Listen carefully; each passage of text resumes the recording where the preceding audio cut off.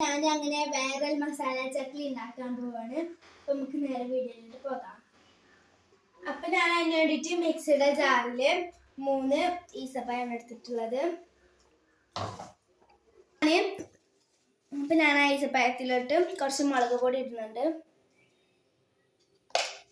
അപ്പൊ ഞാൻ അങ്ങനെ ഒരടുപ്പ്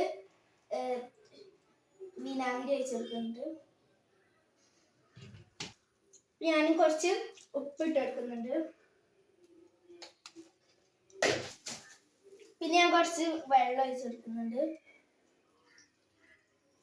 ഇത് അടച്ചൊന്ന് അരച്ചെടുക്കാം.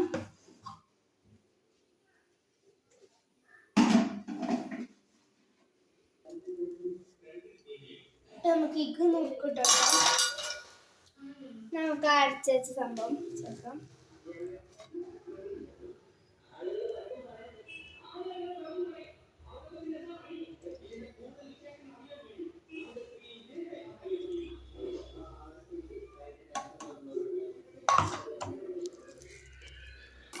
പിന്നെ നമുക്കത് നല്ലോണം മിക്സ് ചെയ്യാം.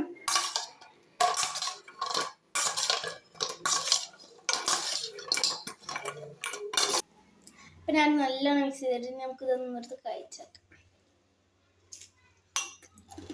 നല്ല ടേസ്റ്റ് ഉണ്ട്. അപ്പം നിങ്ങൾ എന്തായാലും ട്രൈ ചെയ്ത് നോക്കണം. നിങ്ങൾക്ക് എൻ്റെ വീഡിയോ ഇഷ്ടപ്പെട്ടാൽ ലൈക്ക് ചെയ്യുക, ഷെയർ ചെയ്യുക, സബ്സ്ക്രൈബ് ചെയ്യുക. ബൈ.